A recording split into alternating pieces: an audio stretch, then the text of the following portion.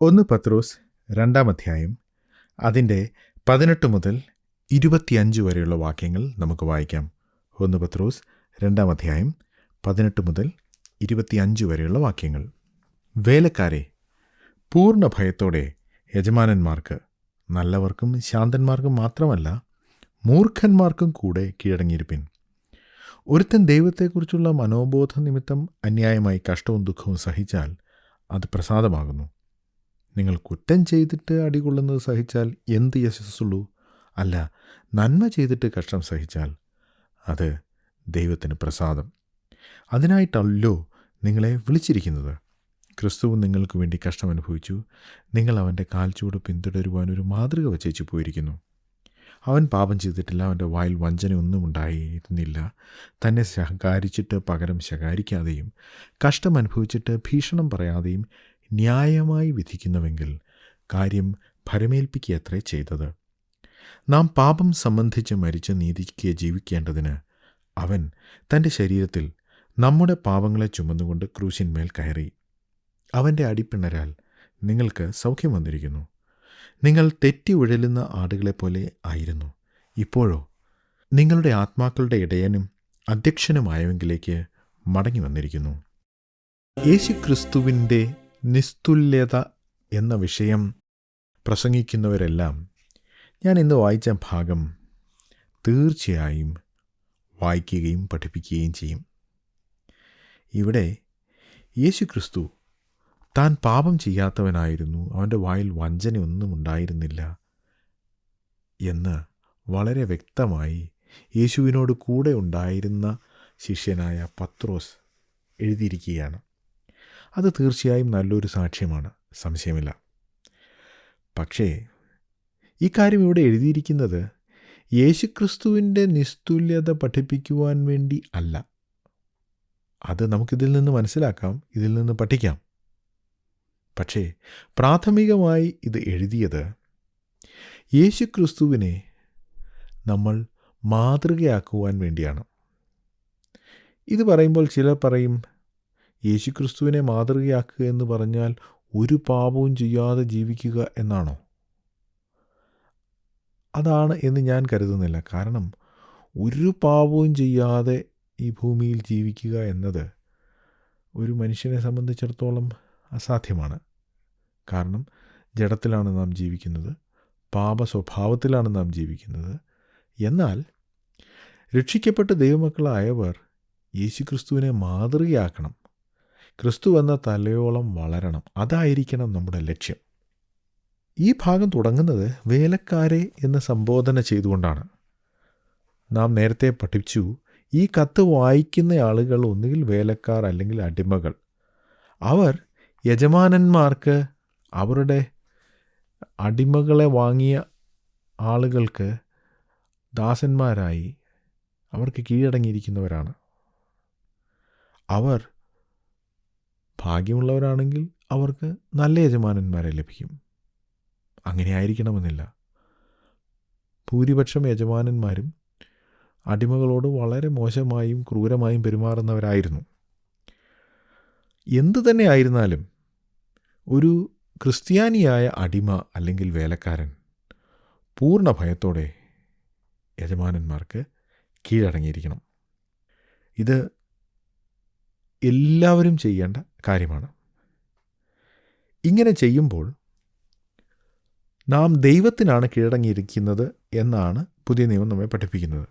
ദൈവത്തോടുള്ള നമ്മുടെ ഭക്തി, ദൈവത്തെക്കുറിച്ചുള്ള മനോബോധ നിമിത്തമാണ് നാം ഇങ്ങനെ അന്യായമായി കഷ്ടം സഹിക്കുന്നത്. നല്ലവർക്ക് മാത്രമല്ല, മൂർഖന്മാർക്കും എന്ന് പറഞ്ഞാൽ യാതൊരു ദാക്ഷിണ്യവും കാണിക്കാത്ത ആളുകൾ, അവർക്ക് കൂടി ഈ അടിമകൾ കീഴടങ്ങിയിരിക്കണം എന്ന് പത്രോസ് അപ്പോസ്തലൻ പറയുന്നു. കഴിഞ്ഞ ആഴ്ച നാം ചിന്തിച്ചു, ഇത് എഴുതുന്ന കാലത്ത് നീറോ ചക്രവർത്തി ആയിരുന്നു ഭരിച്ചിരുന്നത്. നീറോയെപ്പോലെ ദുഷ്ടനായ ഒരു ചക്രവർത്തി ഉണ്ടായിരുന്ന കാലത്താണ് പത്രോസ് ഇത് എഴുതിയത്. അതുകൊണ്ട് ഏത് കാലത്തും അധികാര സ്ഥാനങ്ങൾക്ക് കീഴടങ്ങിയിരിക്കണം എന്നുള്ളത് ഒരു ക്രിസ്ത്യാനിയെ സംബന്ധിച്ചിടത്തോളം വളരെ പ്രധാനപ്പെട്ട ഒരു കൽപ്പനയാണ്. അധികാരികളോട് നമ്മുടെ മനോഭാവം എന്തായിരിക്കണം? നാം ഏതെങ്കിലും ഒരു ഓഫീസിലോ ഏതെങ്കിലും അധികാരികൾക്ക് കീഴിലോ ജോലി ചെയ്യുമ്പോൾ അവരെക്കുറിച്ചുള്ള കുറ്റം പറയാൻ, മറ്റുള്ളവരോട് അവരുടെ മോശം കാര്യങ്ങൾ പറയാനുള്ള പ്രവണത നമുക്കുണ്ട്. എന്നാൽ ഒരു ക്രിസ്ത്യാനി എന്ന നിലയിൽ നാം അവർക്ക് വേണ്ടി പ്രാർത്ഥിക്കുകയാണ് ചെയ്യേണ്ടത്. അവർക്ക് നന്മ വന്നാൽ നാം ജോലി ചെയ്യുന്ന സ്ഥാപനത്തിനും അതുവഴി നമുക്കും നന്മ വരും. അങ്ങനെ നമ്മുടെ മേലധികാരികൾക്ക് നന്മ വരാൻ നാം ഉത്സാഹിക്കണം. അധികാരികൾക്ക് നന്മ വന്നാൽ അതുകൊണ്ട് നമുക്കാണ് ഗുണം. അധികാരികളെ കുറ്റം പറയുന്നവർ വാസ്തവത്തിൽ മലർന്നു കിടന്ന് തുപ്പുകയാണ്. കാരണം ആ മോശപ്പെട്ട അധികാരി നയിക്കുന്ന ഒരു സ്ഥാപനത്തിലാണ് നിങ്ങൾ വർക്ക് ചെയ്യുന്നത്, അയാളുടെ കീഴിലാണ് നിങ്ങൾ വർക്ക് ചെയ്യുന്നത്. അപ്പോൾ നിങ്ങൾ അയാളുടെ കുറ്റം പറയുമ്പോൾ വാസ്തവത്തിൽ നിങ്ങളുടെ തന്നെ കുറ്റമാണ് പറയുന്നത്. പഴയ നിയമത്തിൽ ശമൂവേലിൻ്റെ പുസ്തകത്തിൽ ദാവീദിൻ്റെ അപ്പനായി യിശ്ശായി ദാവീദിനെ യുദ്ധക്കളത്തിലേക്ക് അയക്കുമ്പോൾ സഹസ്രാധിപന് പ്രത്യേകം സമ്മാനം കൊടുത്തയക്കുന്നു. അവനോട് കുശലം ചോദിക്കണം എന്ന് പറഞ്ഞു വിടുന്നുണ്ട്. കാരണം യിശ്ശായിയുടെ മറ്റു മക്കൾ ആ സഹസ്രാധിപൻ്റെ കീഴിലാണ് ജോലി ചെയ്യുന്നത്. തൻ്റെ മക്കൾ ആരുടെ കീഴിൽ ജോലി ചെയ്യുന്നു അവർക്ക് നന്മ വരണമെന്ന് യിശ്ശായി ആഗ്രഹിച്ചിരുന്നു. അതൊരു നല്ല മാതൃകയാണ്. മാത്രമല്ല, വിശ്വാസികൾ ജോലി ചെയ്യുന്ന സ്ഥാപനത്തിൽ അവരുടെ മേലുദ്യോഗസ്ഥർക്ക് കീഴടങ്ങിയിരിക്കണം, അവർക്ക് വേണ്ടി പ്രാർത്ഥിക്കണം, അവർക്ക് നന്മ വരണം എന്ന് അവർ എപ്പോഴും ആഗ്രഹിക്കണം. കൂടാതെ ചില അവസരങ്ങളിൽ മേലുദ്യോഗസ്ഥരും കീഴുദ്യോഗസ്ഥരും വിശ്വാസികളായിരിക്കുന്ന അവസ്ഥയുണ്ട്. അങ്ങനെയുള്ള അവസരങ്ങളിൽ മേലുദ്യോഗസ്ഥന്മാരോട് വിശ്വാസിയാണ് എന്ന സ്വാതന്ത്ര്യമെടുത്ത് അപമര്യാദയായോ ബഹുമാനം കൊടുക്കാതെയോ പെരുമാറുവാൻ ഒരിക്കലും ഇടയാകരുത്. വിശ്വാസിയായതുകൊണ്ട് നാം കൂടുതൽ ബഹുമാനം കൊടുക്കുകയാണ് വേണ്ടത്. ഇതൊക്കെ പറഞ്ഞിട്ട് താൻ പറയുന്നു, നാം ന്യായമായി നന്മ ചെയ്തിട്ട് കഷ്ടം സഹിച്ചാൽ അത് ദൈവത്തിന് പ്രസാദമുള്ള കാര്യമാണ്. അതിനുവേണ്ടിയാണ് നിങ്ങളെ വിളിച്ചിരിക്കുന്നത്. ഈ ഭൂമിയിൽ പ്രതിഫലം കിട്ടുമെന്ന പ്രതീക്ഷ കൂടാതെ നന്മ ചെയ്തുകൊണ്ട് ജീവിക്കണം. അതിനാണ് ദൈവം വിശ്വാസികളെ വിളിച്ചിരിക്കുന്നത്. അങ്ങനെ ചെയ്യുന്നത് നല്ലൊരു സാക്ഷ്യമാണ്. ക്രിസ്തു അങ്ങനെയാണ് ചെയ്തത് എന്നാണ് തുടർന്നുള്ള വാക്യങ്ങളിൽ പത്രോസ് പറയുന്നത്. ക്രിസ്തുവും നിങ്ങൾക്ക് വേണ്ടി കഷ്ടം അനുഭവിച്ചു. അവൻ കഷ്ടം അനുഭവിച്ചത് എങ്ങനെയാണ്? പത്രോസ് ഇതിനു മുമ്പ് പറഞ്ഞു, നിങ്ങൾ കുറ്റം ചെയ്തിട്ട് ശിക്ഷ കിട്ടിയാൽ, കഷ്ടം അനുഭവിച്ചാൽ അതിൽ എന്ത് യശസ്സുള്ളൂ? നിങ്ങൾ അത് അർഹിക്കുന്നു. എന്നാൽ നിങ്ങൾ നന്മ ചെയ്തിട്ട് കഷ്ടം സഹിക്കേണ്ടി വന്നാൽ അത് ദൈവപ്രസാദമുള്ള കാര്യമാണ്. ക്രിസ്തു അങ്ങനെയാണ് ചെയ്തത്. ക്രിസ്തു യാതൊരു തെറ്റും ചെയ്തില്ല. അവൻ നന്മ മാത്രം ചെയ്തു. താൻ പറഞ്ഞതും പ്രവർത്തിച്ചതുമായ എല്ലാ കാര്യങ്ങളും തൻ്റെ പിതാവിന് പ്രസാദമുള്ളവ മാത്രമായിരുന്നു. അങ്ങനെ ജീവിച്ച ക്രിസ്തു നിങ്ങൾക്ക് വേണ്ടി കഷ്ടം അനുഭവിച്ചു. അവൻ കഷ്ടം അനുഭവിച്ചത് നമ്മുടെ പാപപരിഹാരത്തിനാണ്. ആ കാര്യം താൻ പിന്നീട് പറയുന്നുണ്ട്. എന്നാൽ ഈ സാഹചര്യത്തിൽ താൻ പറയുന്നു, അവൻ കഷ്ടം അനുഭവിച്ചത് നമുക്കൊരു മാതൃകയായിട്ടാണ്. അവൻ്റെ കാൽച്ചുവടുകളെ പിന്തുടരുവാൻ ഒരു മാതൃക വെച്ച് പോയിരിക്കുന്നു. എന്ന് വെച്ചാൽ കഷ്ടാനുഭവത്തിൽ ക്രിസ്തുവാണ് നമ്മുടെ മാതൃക. ക്രിസ്തു അവൻ പാപം ചെയ്തിട്ടില്ല. അവൻ്റെ വായിൽ വഞ്ചനയൊന്നും ഇല്ലായിരുന്നു. പാപം ചെയ്തിട്ടില്ല, തെറ്റായ കാര്യങ്ങളൊന്നും ചെയ്തില്ല, വായിൽ വഞ്ചനയൊന്നും ഉണ്ടായിരുന്നില്ല. ഇതൊക്കെ നമ്മുടെ മാതൃകയാണ്. വേലക്കാർ യജമാനന്മാർക്ക് കീഴടങ്ങിയിരിക്കുമ്പോൾ അവർ തെറ്റ് ചെയ്യാൻ പാടില്ല, പാപം ചെയ്യാൻ പാടില്ല. രണ്ടാമത്, വഞ്ചനാപരമായ കാര്യങ്ങൾ പറയരുത്, കള്ളം പറയരുത്, തെറ്റായിട്ടുള്ള വാഗ്ദാനങ്ങൾ കൊടുക്കരുത്. ഞാനത് ചെയ്തു തീർക്കാം എന്ന് പറയും, പക്ഷേ സമയത്ത് ചെയ്തു തീർക്കില്ല. ഞാൻ നാളെ വരാമെന്ന് പറയും, വരില്ല. അതാണ് വഞ്ചന. ഇത്തരത്തിലുള്ള യാതൊരു വഞ്ചനയും യേശുക്രിസ്തുവിൻ്റെ വായിൽ ഇല്ലായിരുന്നു. അവൻ നമ്മുടെ മാതൃകയാണ്. നമ്മളും അങ്ങനെ തന്നെ ആയിരിക്കണം. തന്നെ ശകാരിച്ചിട്ട് പകരം ശകാരിച്ചില്ല. 23 വാക്യം. നാം ഒരു സ്ഥാപനത്തിൽ ജീവിക്കുമ്പോൾ ചിലപ്പോൾ നമ്മെ അവർ അകാരണമായി ശകാരിച്ചു എന്ന് വരും. അങ്ങനെയുള്ള അവസരങ്ങളിൽ നാം തിരിച്ച് ശകാരിക്കാനോ മറുത്ത് സംസാരിക്കാനോ നമുക്ക് മുകളിലുള്ള ആളുകളോട് ബഹുമാനമില്ലാതെ സംസാരിക്കാനോ ഇടയാകരുത്. ക്രിസ്തുവിനെ ശകാരിച്ചത് തീർച്ചയായും തെറ്റായിട്ടായിരുന്നു. അവൻ യാതൊരു തെറ്റും ചെയ്തിട്ടില്ല. എങ്കിലും ക്രിസ്തുവിനെ പരിഹസിക്കുകയും ശകാരിക്കുകയും ചെയ്തു. പക്ഷേ അവൻ പകരം ശകാരിച്ചില്ല. താൻ കഷ്ടമനുഭവിച്ചു. മറ്റുള്ള ആളുകൾ അന്യായമായി തന്നെ ഉപദ്രവിച്ചു. നാം ഈ ഭൂമിയിൽ ജീവിക്കുമ്പോൾ, ഒരു വിശ്വാസിയായി ജീവിക്കുമ്പോൾ പലപ്പോഴും അന്യായമായ കഷ്ടം അനുഭവിക്കേണ്ടി വരും. അങ്ങനെ സംഭവിക്കുമ്പോൾ നമുക്ക് തിരിച്ചവരെ ഭീഷണിപ്പെടുത്താനുള്ള സാഹചര്യമുണ്ട്. അത് ഏറ്റവും കൂടുതൽ ഉണ്ടായിരുന്നത് നമ്മുടെ കർത്താവായ യേശു ക്രിസ്തുവിനാണ്. തന്നെ അടിച്ചവരോട്, തൻ്റെ മുഖത്ത് തുപ്പിയവരോട്, തന്നെ വിസ്തരിച്ചവരോട് താൻ പറഞ്ഞില്ല 3 ദിവസം കഴിയുമ്പോൾ ഞാൻ കാണിച്ചു തരാമെന്ന്. താൻ ഒരിക്കലും അത് ചെയ്തില്ല. താൻ ആകെ കൂടെ ചെയ്തത് ന്യായമായി വിധിക്കുന്നുവെങ്കിൽ കാര്യം ഫലമേൽപ്പിച്ചു. വിധി കൽപ്പിക്കേണ്ട ആൾ പിതാവായ ദൈവം. ദൈവം ചെയ്യേണ്ട ജോലി നമ്മൾ ചെയ്യണ്ട. നമ്മെ ആരെങ്കിലും ഉപദ്രവിച്ചാൽ ന്യായമായി വിധിക്കുന്നുവെങ്കിൽ കാര്യം ഫലമേൽപ്പിക്കുക. അതാണ് നമ്മുടെ കർത്താവ് ചെയ്തത്. നമുക്കും അത് തന്നെ ചെയ്യാം. കർത്താവ് ഇതൊക്കെ ചെയ്തത് എന്തിനാണ് എന്നാണ് 24-ാം വാക്യത്തിൽ കാണുന്നത്. നാം പാപം സംബന്ധിച്ച് മരിച്ച് നീതിക്ക് ജീവിക്കേണ്ടതിന്. ഓർക്കുക, 22-ാം വാക്യം ആദ്യം അവൻ പാപം ചെയ്തിട്ടില്ല. നമ്മുടെ മാതൃകയായ ക്രിസ്തു പാപം ചെയ്തിട്ടില്ല. അതിൻ്റെ അർത്ഥം നമ്മളും പാപം ചെയ്യാതെ ജീവിക്കണം. അതായിരിക്കണം നമ്മുടെ ലക്ഷ്യം. അതിനുള്ള ഉപാധി ക്രിസ്തു തൻ്റെ മരണത്തിൽ നമുക്ക് നൽകി. എന്താണ് താൻ ചെയ്തത്? 24-ാം വാക്യം, നാം പാപം സംബന്ധിച്ച് മരിച്ച് നീതിക്ക് ജീവിക്കേണ്ടതിന് അവൻ തൻ്റെ ശരീരത്തിൽ നമ്മുടെ പാപങ്ങളെ ചുമന്നുകൊണ്ട് ക്രൂശിന്മേൽ കയറി. യേശു ക്രിസ്തുവിൻ്റെ ക്രൂശ് മരണം കൊണ്ട് നാം ചെയ്ത പാപങ്ങളുടെ ശിക്ഷ അത് മുഴുവനായി താൻ ഏറ്റെടുത്തു. നാം ചെയ്തു പോയ പാപത്തെ ഓർത്ത് ഇനി നമ്മൾ വിഷമിക്കേണ്ട. കാരണം അതിൻ്റെ ശിക്ഷ മുഴുവൻ ക്രിസ്തുവിൽ പിതാവായ ദൈവം ചുമത്തി. എന്നാൽ അതുമാത്രമല്ല സംഭവിച്ചത്. പാപത്തിൻ്റെ ശിക്ഷയിൽ നിന്നുള്ള വിടുതൽ മാത്രമല്ല യേശു ക്രിസ്തുവിൻ്റെ മരണം മൂലം നമുക്ക് ലഭിച്ചത്.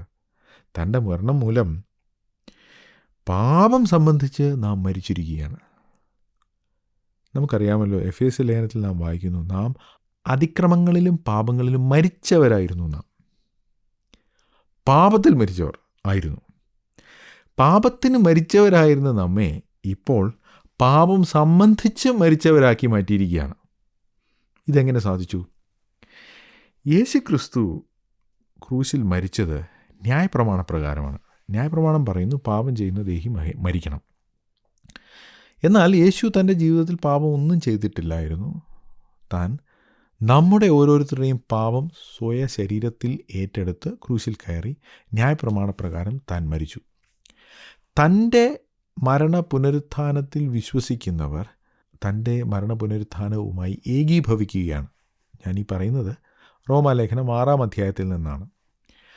നാം ക്രിസ്തുവിൽ ഒന്നായി തീരുമ്പോൾ, ക്രിസ്തുവുമായി ഏകീഭവിക്കുമ്പോൾ, ന്യായപ്രമാണത്തിൻ്റെ ശിക്ഷ ക്രിസ്തുവിന് നൽകിയപ്പോൾ നാം ക്രിസ്തുവിലുണ്ടായിരുന്നു. ന്യായപ്രമാണം സംബന്ധിച്ച് നാം ശിക്ഷ സ്വീകരിച്ചു കഴിഞ്ഞു. ന്യായപ്രമാണം പറയുന്ന പരമാവധി ശിക്ഷ നമുക്ക് ലഭിച്ചു. ഇനി ശിക്ഷയില്ല. ക്രിസ്തുവുമായി ഏകീഭവിച്ചത് മുഖാന്തരം ഉയർത്തെഴുന്നേൽക്കുമ്പോൾ പിന്നെ ന്യായപ്രമാണത്തിനോ മരണത്തിനോ ആ ജീവിതത്തിൻ്റെ മേൽ അധികാരമില്ല. അതുപോലെ നാം ക്രിസ്തുവിനോടുകൂടെ അടക്കപ്പെട്ടു ഉയർത്തെഴുന്നേൽക്കുന്നു. സ്നാനത്തെക്കുറിച്ചുള്ള പഠിപ്പിക്കലിലാണ് പൗലോസ് ആ കാര്യം പറയുന്നത്. റോമാലേഖനം 6-ാം അധ്യായത്തിൽ നാം പണ്ട് പാപത്തിൽ മരിച്ചവരായിരുന്നു. എന്നുവെച്ചാൽ പാപം ചെയ്ത് പാപസ്വഭാവത്തിൽ ജീവിച്ചതുകൊണ്ട് ദൈവസന്നിധിയിൽ നാം മരിച്ചവരായിരുന്നു. എന്നാൽ യേശു ക്രിസ്തുവിൽ വിശ്വസിച്ചത് മുഖാന്തരം ദൈവം നമ്മെ ഉയർപ്പിച്ചു. യേശുവുമായി ഐക്യമത്യം പ്രാപിച്ചതുകൊണ്ട് നാം പാപം സംബന്ധിച്ച് ഇപ്പോൾ മരിച്ചിരിക്കുകയാണ്. ഇതിനെക്കുറിച്ച് ഞാനൊരു ഉദാഹരണം പറയാം. എനിക്ക് ഐസ്ക്രീം വളരെ ഇഷ്ടമാണ്. എപ്പോൾ ഐസ്ക്രീം കിട്ടിയാലും ഞാൻ കഴിക്കും. കുറേ നാൾ കഴിഞ്ഞ് ഞാൻ മരിച്ചു. അപ്പോൾ എൻ്റെ കൂട്ടുകാർ തീരുമാനിച്ചു, നമ്മുടെ ഈ കൂട്ടുകാരൻ ജീവിച്ചിരുന്നപ്പോൾ അവൻ ഐസ്ക്രീം വളരെ ഇഷ്ടമായിരുന്നു. അവൻ്റെ ശവസംസ്കാരത്തിന് പോകുമ്പോൾ ഒരു 4 ലിറ്റർ ഐസ്ക്രീം മേടിച്ചു കൊണ്ടുപോയി അവൻ്റെ ശവത്തിനടുത്ത് വയ്ക്കാം. അവർ അങ്ങനെ ഐസ്ക്രീം വാങ്ങി എൻ്റെ ശവത്തിനടുത്ത് വെച്ചാൽ ഞാൻ ആ ഐസ്ക്രീമിനോട് പ്രതികരിക്കുകയില്ല. കാരണം ഐസ്ക്രീം സംബന്ധിച്ച് ഞാൻ മരിച്ചു. പാപം സംബന്ധിച്ച് മരിക്കുക എന്ന് പറഞ്ഞാൽ അതാണ്. നാം പാപത്തിൽ ജീവിച്ചിരുന്നപ്പോൾ പാപം നമ്മുടെ മേൽ കർത്തൃത്വം നടത്തിയിരുന്നു. പാപമാണ് നമ്മെ ഭരിച്ചിരുന്നത്. പാപത്തിന് അടിമകളായിരുന്നു. എന്നാൽ യേശുക്രിസ്തുവിൽ വിശ്വസിച്ചപ്പോൾ നമ്മുടെ പാപത്തിൻ്റെ ശിക്ഷ മാറിയെന്ന് മാത്രമല്ല, പാപത്തിൻ്റെ ശക്തിയും ഇല്ലാതെയായി. പാപത്തിന് അടിമകളായി നമ്മൾ ഇനി ജീവിക്കേണ്ട കാര്യമില്ല. പാപത്തോട് പണ്ട് ഞാൻ എങ്ങനെ പ്രതികരിച്ചിരുന്നു അതുപോലെ ഇന്ന് ഞാൻ പ്രതികരിക്കുന്നില്ല. പണ്ട് ഞാൻ ഐസ്ക്രീമിനോട് എങ്ങനെ പ്രതികരിച്ചിരുന്നു അതുപോലെ മരണശേഷം ഞാൻ പ്രതികരിക്കുന്നില്ല. നാം അത് കേട്ടതാണല്ലോ. അതുപോലെ തന്നെ പാപത്തോടും ഞാനിപ്പോൾ പ്രതികരിക്കുന്നില്ല. എൻ്റെ പഴയ പ്രതികരണം മാറി. അതാണ് പാപം സംബന്ധിച്ച് മരിക്കുക എന്ന് പറഞ്ഞാൽ. യേശുക്രിസ്തുവിൻ്റെ മരണം മുഖാന്തരം പാപത്തിൻ്റെ ശിക്ഷ മാറി, പാപത്തിൻ്റെ ശക്തിയും ഇല്ലാതായി. അതുകൊണ്ട് നമുക്കിന്ന് നീതിക്ക് ജീവിക്കാൻ സാധിക്കും. അങ്ങനെ പാപം സംബന്ധിച്ച് മരിച്ച് നീതിക്ക് ജീവിക്കേണ്ടതിനാണ് ക്രിസ്തു നമ്മുടെ പാപങ്ങളെ തൻ്റെ ശരീരത്തിൽ ചുമന്നുകൊണ്ട് ക്രൂശിന്മേൽ കയറിയത്. അവൻ്റെ അടിപ്പിണരുകളാൽ നമുക്ക് സൗഖ്യം വന്നിരിക്കുന്നു. പാപം ക്ഷമിച്ചു എന്നുള്ളത് ഒരു നല്ല കാര്യം. പക്ഷേ പാപത്തിൻ്റെ ശക്തിയിൽ നിന്നും ദൈവം നമ്മെ വിടുവിച്ചിരിക്കുന്നു. അതോർത്ത് നാം ദൈവത്തെ സ്തുതിക്കണം. മാത്രമല്ല, ആ പദവി ഉപയോഗിച്ചുകൊണ്ട് നാം ജീവിക്കണം. 25-ാം വാക്യത്തിൽ പത്രോസ് പറയുന്നു, നിങ്ങൾ തെറ്റി ഉഴലുന്ന ആടുകളെ പോലെയായിരുന്നു. എന്ന് വച്ചാൽ ജീവിതത്തിൽ യാതൊരു ലക്ഷ്യവും ഇല്ലാത്തവരായിരുന്നു. എന്ന് വച്ചാൽ നാം എങ്ങോട്ടാണ് പോകുന്നത് നമുക്കറിഞ്ഞുകൂടായിരുന്നു. എന്നാൽ നാം ക്രിസ്തുവിൽ വിശ്വസിച്ചത് മുഖാന്തരം ഇന്ന് നമുക്ക് ഒരു ലക്ഷ്യമുണ്ടായിരിക്കുന്നു. തെറ്റി ഉഴലുന്ന ആട് എന്ന് പറഞ്ഞാൽ അതൊരിക്കലും ശരിയായ വഴിയിൽ നടക്കുകയില്ല. അത് ഓരോ ഇലയും പുല്ലും കടിച്ച് ആ വഴി അങ്ങ് പോകും, അപകടത്തിൽപ്പെടുന്നത് വരെ. ഒരിടയനില്ലാത്ത അവസ്ഥ നമുക്കുണ്ടായിരുന്നു. എന്നാൽ ഇപ്പോൾ നമ്മുടെ ആത്മാക്കളുടെ ഇടയനും അധ്യക്ഷനുമായവങ്കിലേക്ക് മടങ്ങി വന്നിരിക്കുന്നു. ഈ ഭാഗം വായിക്കുമ്പോൾ നാം ഒരു കാര്യം ശ്രദ്ധിക്കണം. പത്രോസ് അപ്പോസ്തലൻ വളരെ നേരത്തെ തന്നെ യേശുക്രിസ്തുവിൻ്റെ ശുശ്രൂഷ കണ്ട ആളാണ്. യേശുക്രിസ്തുവിൻ്റെ അടുത്ത് വരുന്നതിന് മുൻപ് ഒരു പക്ഷേ യോഹന്നാൻ സ്നാപകൻ്റെ പ്രസംഗവും താൻ കേട്ടിട്ടുണ്ടായിരിക്കാം. യേശുക്രിസ്തുവിൻ്റെ ശിഷ്യനാകുന്നതിന് മുമ്പ് തന്നെ യോഹന്നാൻ്റെ വാക്കുകൾ പത്രോസ് കേട്ടു. എന്തായിരുന്നു യോഹന്നാൻ സ്നാപകൻ്റെ വാക്കുകൾ? ഇതാ ലോകത്തിൻ്റെ പാപത്തെ ചുമക്കുന്ന ദൈവത്തിൻ്റെ കുഞ്ഞാട്. അതായിരുന്നു ആദ്യത്തെ സന്ദേശം. പാപപരിഹാരത്തിന് വേണ്ടി ദൈവം ഒരുക്കിയ കുഞ്ഞാട്. അബ്രഹാമിനോട് മകനെ യാഗം കഴിക്കുവാൻ പറഞ്ഞപ്പോൾ പോകുന്ന വഴിക്ക് മകൻ ചോദിച്ചു, ആ യാഗമൃഗം എവിടെ? അബ്രഹാം പറഞ്ഞു, ദൈവം കരുതിക്കൊള്ളും. നമുക്കറിയാം, അന്നൊരാടിനെ ദൈവം കരുതി. എന്നാൽ അതിലും വലിയൊരു കരുതൽ ദൈവം ചെയ്തു. തൻ്റെ സ്വന്തം പുത്രനെ ലോകത്തിൻ്റെ പാപപരിഹാരത്തിന് വേണ്ടി ഒരു യാഗമായി തീരുവാൻ ഒരു കുഞ്ഞാടായി ഭൂമിയിലേക്ക് അയച്ചു. അതാണ് യോഹന്നാൻ സ്നാപകൻ പറഞ്ഞത്, ഇതാ ലോകത്തിൻ്റെ പാപത്തെ ചുമക്കുന്ന ദൈവത്തിൻ്റെ കുഞ്ഞാട്. അത് കേട്ടയാളാണ് പത്രോസ്. മാത്രമല്ല, യേശുക്രിസ്തുവിൻ്റെ ജീവിതത്തിലുടനീളം താൻ ഒരു പാപപരിഹാര ബലിയായി മരിക്കുവാൻ യെരൂശലേമിലേക്ക് പോകുന്നു എന്ന കാര്യം ശിഷ്യന്മാരോട് പറഞ്ഞു. അതവർക്ക് മനസ്സിലാക്കാൻ അല്പം ബുദ്ധിമുട്ടുണ്ടായിരുന്നു. എങ്കിലും ക്രമേണ അവർക്ക് കാര്യങ്ങൾ മനസ്സിലായി. പരിശുദ്ധാത്മാവ് വന്നപ്പോൾ അവർക്ക് എല്ലാം വ്യക്തമായി മനസ്സിലായി. യേശുക്രിസ്തു ദൈവത്തിൻ്റെ കുഞ്ഞാട്. അവനൊരു യാഗമായി തീർന്നു. തൻ്റെ യാഗം മൂലം നമുക്ക് പാപമോചനവും നിത്യജീവനും ലഭിച്ചിരിക്കുന്നു. എന്നാൽ ആ കുഞ്ഞാട് ഇടയനായി തീർന്നിരിക്കുന്നു. അതാണ് പത്രോസ് അപ്പോസ്തലൻ 25-ാം വാക്യത്തിൽ പറയുന്നത്. നിങ്ങൾക്ക് വേണ്ടി യാഗമായി തീർന്ന ക്രിസ്തു, നിങ്ങൾ അവൻ്റെ അടുക്കൽ വന്നപ്പോൾ നിങ്ങൾ വാസ്തവത്തിൽ ഒരു കുഞ്ഞാടിൻ്റെ അടുക്കലല്ല വന്നത്, സാക്ഷാൽ നിങ്ങളുടെ ആത്മാക്കളുടെ ഇടയൻ്റെ അടുക്കിലേക്കാണ് വന്നത്. ലക്ഷ്യബോധമില്ലാതെ ജീവിച്ചിരുന്ന നിങ്ങൾക്ക് ലക്ഷ്യബോധം നൽകുന്ന നിങ്ങളുടെ ആത്മാക്കളുടെ യഥാർത്ഥ ഇടയൻ. ഞങ്ങളുടെ ദൈവമേ, സ്വർഗീയ പിതാവേ, അവിടുത്തെ പുത്രനും ഞങ്ങളുടെ രക്ഷിതാവുമായി യേശുക്രിസ്തുവിനായി ഞങ്ങൾ അവിടുത്തെ സ്തുതിക്കുന്നു. താൻ ഞങ്ങൾക്ക് വേണ്ടി പാപപരിഹാര ബലിയായി തീർന്നു. അതുപോലെ തന്നെ ഞങ്ങളുടെ രക്ഷിതാവ് ഞങ്ങളുടെ മാതൃകയാണ്. കഷ്ടമനുഭവിച്ച് ഈ ഭൂമിയിൽ ജീവിക്കുവാൻ, ദൈവത്തെ പ്രസാദിപ്പിച്ചുകൊണ്ട് ജീവിക്കുവാൻ ഉള്ള മാതൃക. ഞങ്ങളുടെ ജീവിതങ്ങളിൽ ഞങ്ങൾ ക്രിസ്തുവിനെ മാതൃകയാക്കുവാൻ അവിടുന്ന് ഞങ്ങളെ സഹായിക്കണമേ. പ്രാർത്ഥന കേട്ടതിനായി സ്തോത്രം. യേശു കർത്താവിൻ്റെ നാമത്തിൽ അപേക്ഷിക്കുന്നു. ആമേൻ. ഞങ്ങളെ വിളിക്കുവാൻ ആഗ്രഹിക്കുന്നുവെങ്കിൽ 09880221957 എന്ന നമ്പർ ഉപയോഗിക്കുക.